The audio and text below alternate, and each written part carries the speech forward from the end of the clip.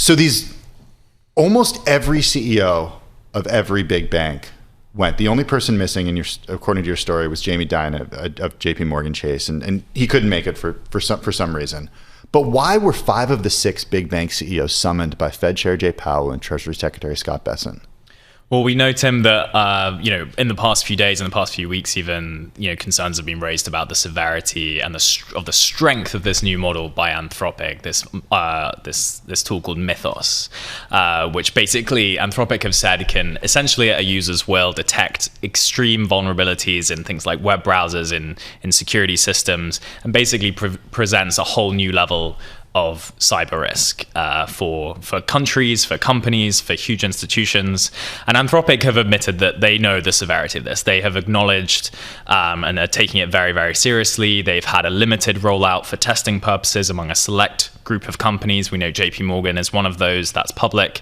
There are about 40 other companies as well who are on the list. Not all of them are public, who are getting early access to this and testing it out. Their information security teams have access to this. But essentially what this shows, and bear in mind, some of the top executives were already in DC for lobbying meetings on Monday, but this was a meeting that was sort of tacked onto that. It was a very unusual meeting in that you had Scott Bessent and Jay Powell. Remember, the central, the Federal Reserve has taken pains in the past few years to, establish its independence from the political side of government right now. But together you have the central bank chair and the Treasury Secretary having a joint meeting showing how important this is across the department, across the US government for financial stability and for the security of the US economy. What is your understanding of what was really at the heart of the concern that both Bessent and Powell had? Was it just general, like, we need to be careful because there's now a more powerful cyber, criminal out there? Not criminal, I don't want to say criminal, but, a cyber tool that we're vulnerable to? Or were there more specifics of, like, this could actually happen? Here's a specific risk that maybe was flagged. Yeah, we're continuing to look into this, that's for sure. But one thing to bear in mind, right, is the wider context here that you have around these AI tools. You have Iran, you have China, you have Russia, all creating their own cyber tools, their own AI capabilities at the same time. Here is something that's been developed on US soil. There have already been partial leaks by some of these, by Anthropic itself, as we know, that are creating, questions around the security of the capability. So basically what the government is essentially saying to these banks is, hey, like, you guys are the most systemically important institutions in some ways that we have in this country. You of anyone need to be the most defended, in case of potential risks, not just by this own tool that you will be getting access to. JP Morgan has access to it.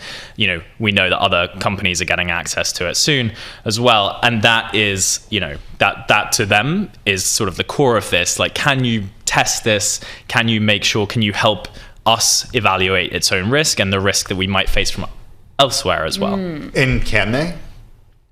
Well, I think that's a delicate question right now. Obviously these banks have been keeping this meeting extremely confidential. I mean, this was the results of a few days of reporting. Yeah, I think in your piece mentions none of them even commented to you. Yeah, none of the banks commented to us on this. I think it was very, very tightly held. And I think it seems to be more of a directive from the top down to the CEOs directly, a direct appeal to say, hey, you need to be taking this super seriously internally. So what can you tell us about the way that banks do keep our money safe in an environment where, they could be at risk from these new tools? Yeah, I mean, that's a great question, Tim. And we know banks aren't perfect by any means. In fact, some of them have the worst tech, right? Of institutions. I've come on this show before to talk about, fat fingers at Citigroup, for instance. A lot of banks with crunchy technology, let's say, to be generous. We all know, even from a retail perspective, many people listening to this show will know that their own bank is far from perfect when it comes to technology. So the urgency of this is really not lost on these companies. They are reflective on this. The Federal Reserve, has a huge role, in particular in its supervisory role, looking internally at banks. They are the ones that have staff often inside the bank's offices who are looking at their capabilities, looking at their systems, looking at their defenses here.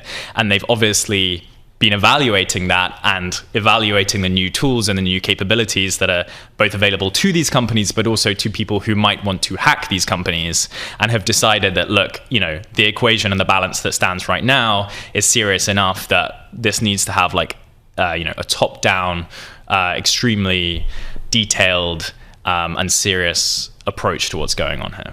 Is there a potential that that approach would ever turn into maybe new like rules and regulation for banks? I think that's quite possible. I think there are, there's chatter around that, across sectors about how different companies might respond questions of best practice.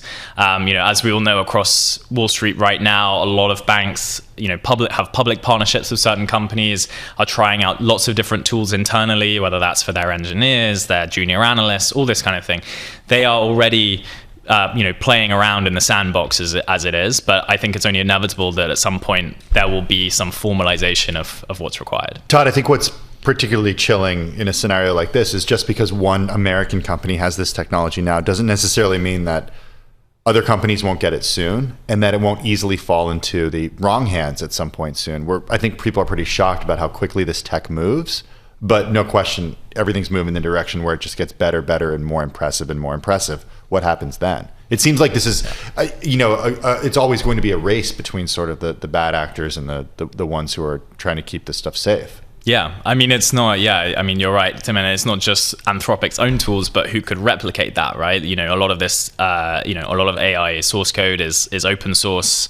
China and Russia, Iran, are also developing open source tools, at least China is for sure, and this stuff is readily available. So it's not just a case of whether it's not just a question of whether Anthropic itself is secure, but it's who can replicate what Anthropic has, and what can the US economy learn from what Anthropic has in order to defend itself against what other companies might have and other states might have.